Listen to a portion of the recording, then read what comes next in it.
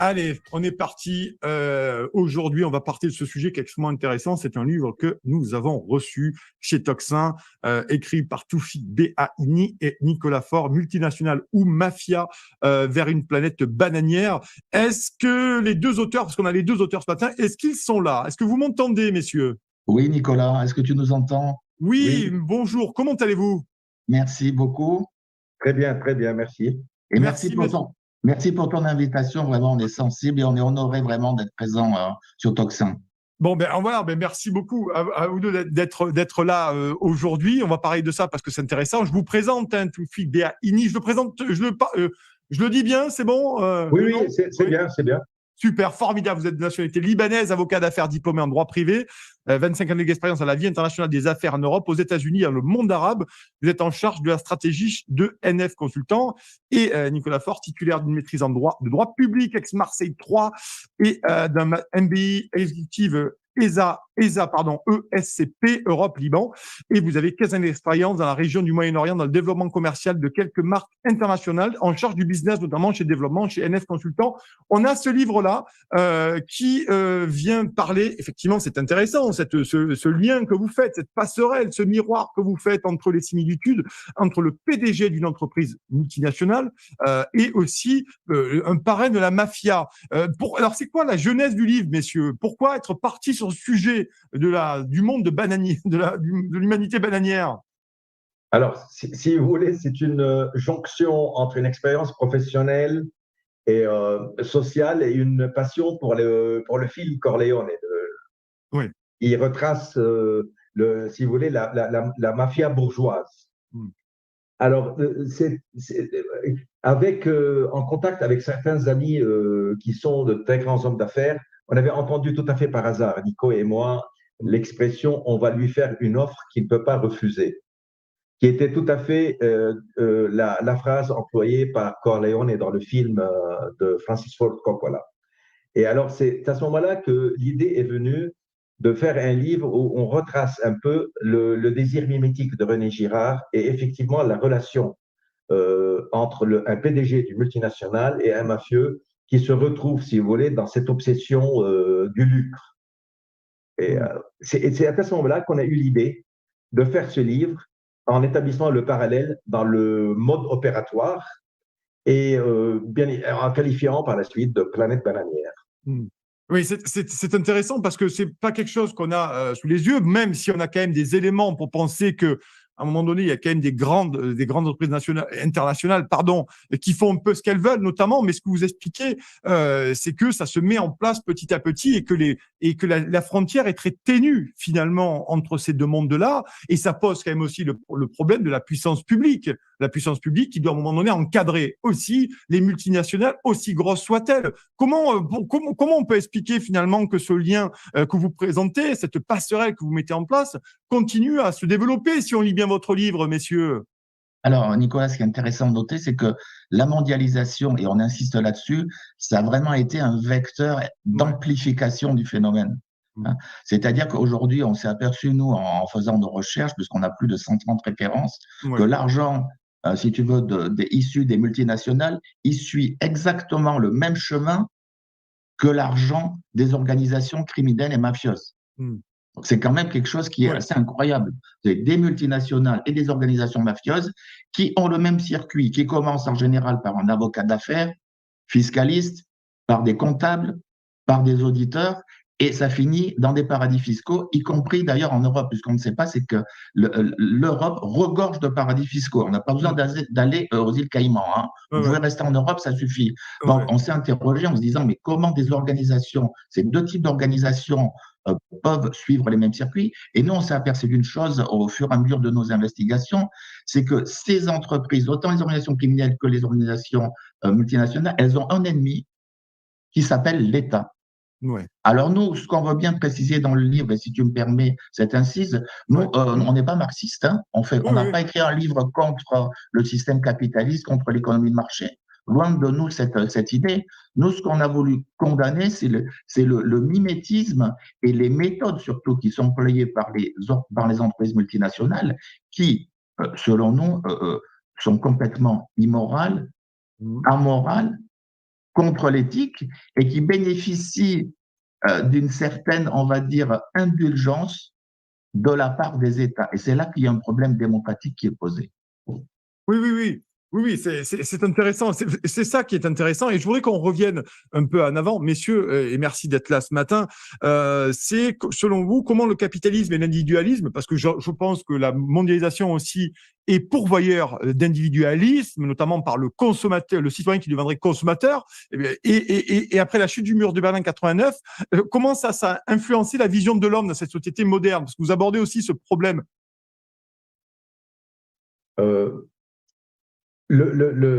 Comme a dit Nicolas tout à l'heure, le problème ne se pose pas en termes de profit quand c'est fait conformément à l'éthique.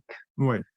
Quand vous posez le problème sur le plan axiologique et que vous vous rendez compte, par exemple, l'obésité est quelque chose d'inédit dans l'histoire de l'humanité, à partir de l'agroalimentaire, vous avez des produits qui sont contraires à la sanité publique et qui ont été légalisés.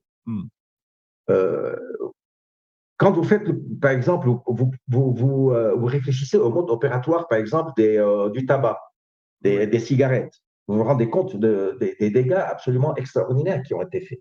Alors, la mondialisation, alors, pour en revenir à votre question, la mondialisation a constitué un levier extraordinaire de puissance par rapport au flux de capitaux et a constitué, si vous voulez, la frontière étant extrêmement étanche, devrait être étanche, ne l'est pas.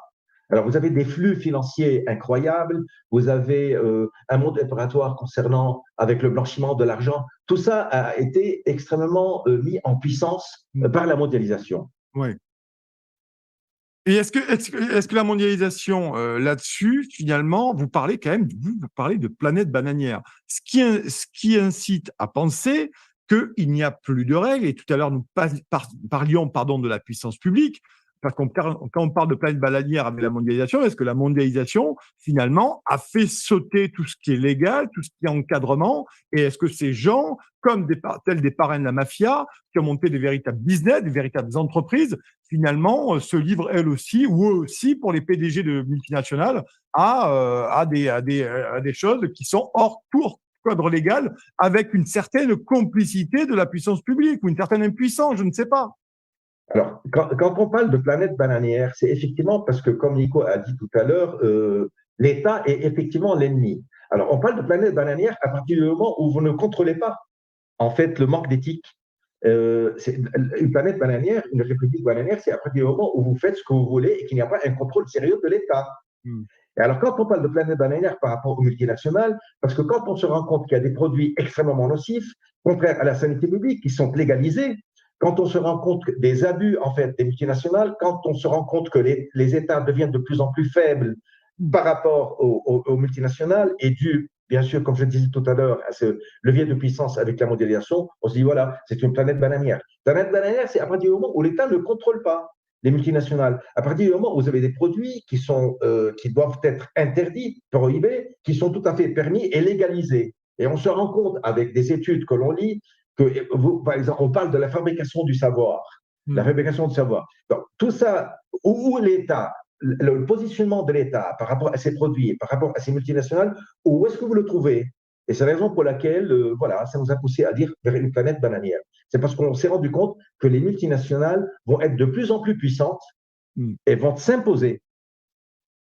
Voilà. Oui. C'est intéressant, et je vais me tourner vers vous, Nicolas.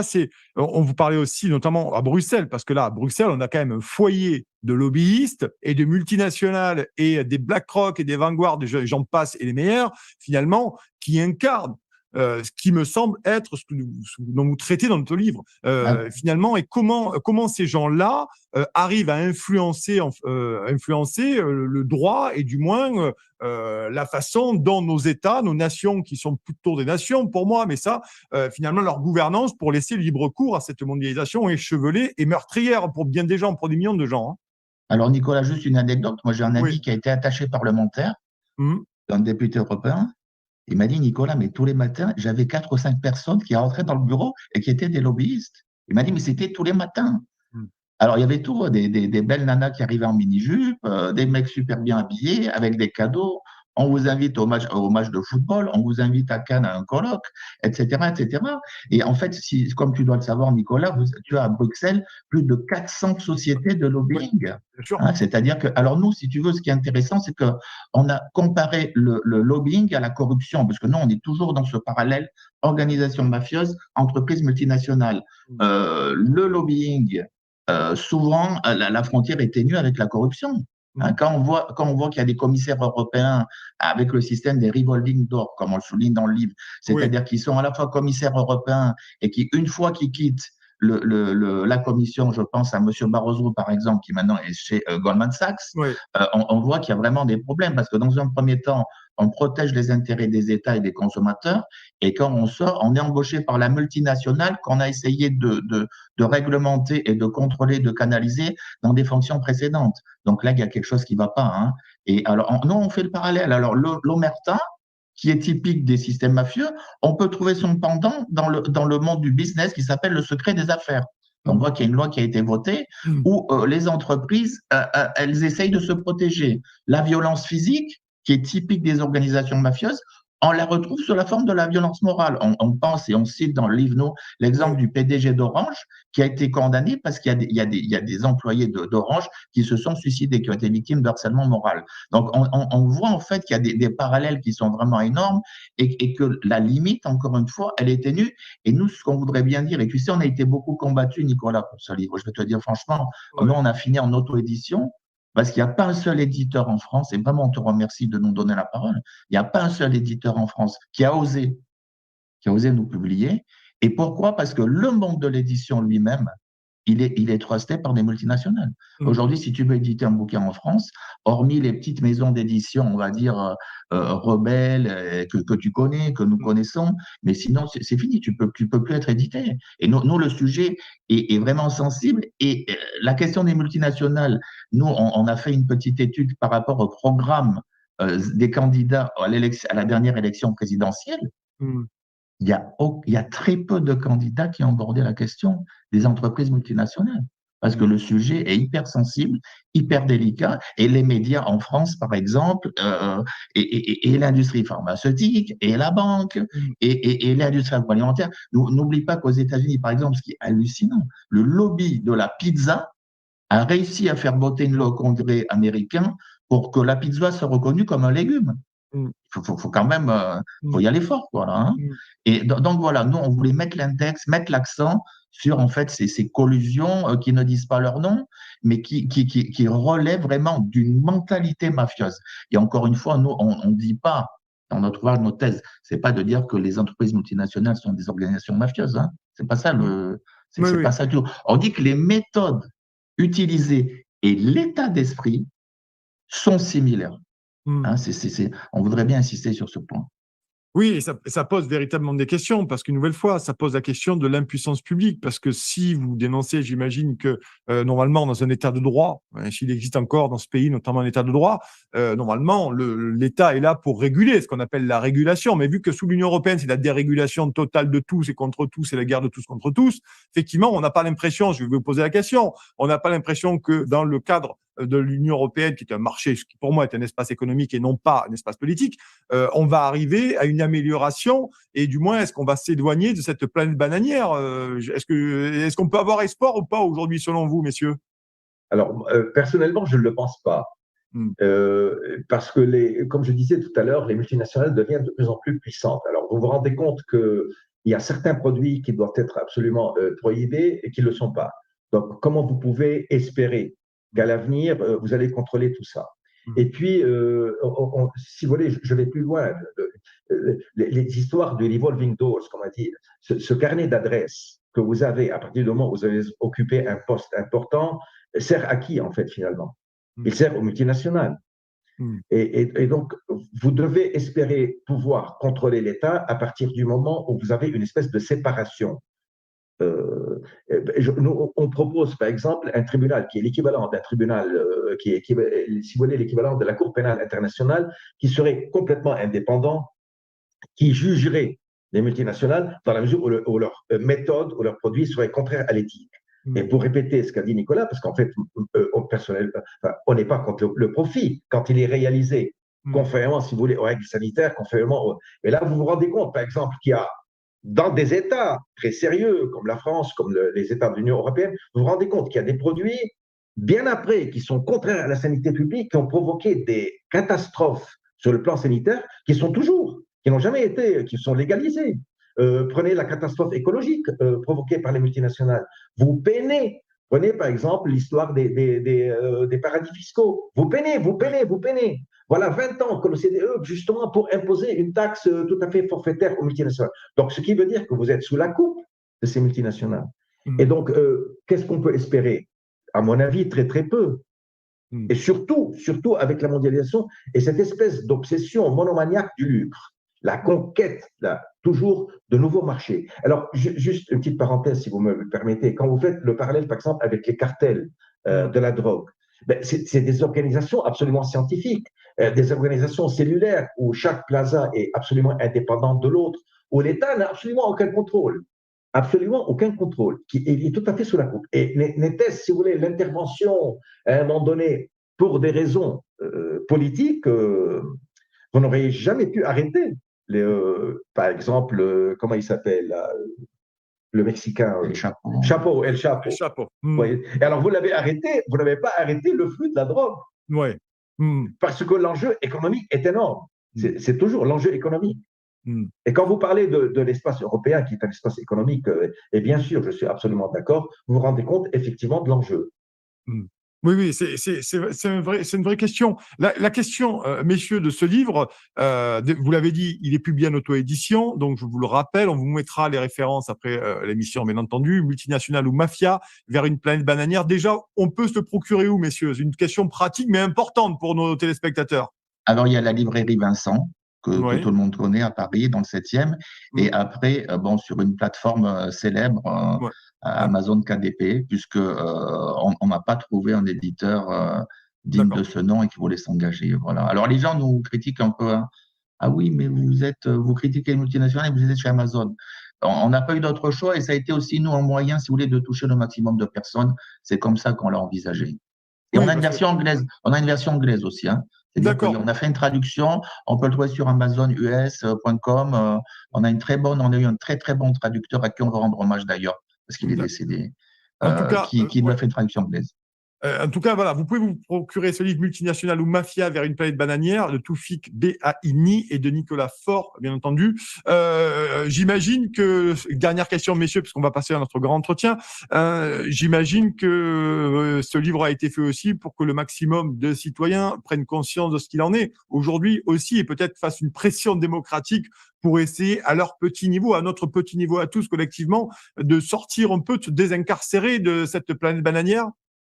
Bien sûr, tout à fait. Et d'ailleurs, pour vous dire la vérité, il y a quelqu'un qui nous a conseillé de changer le titre. D'accord.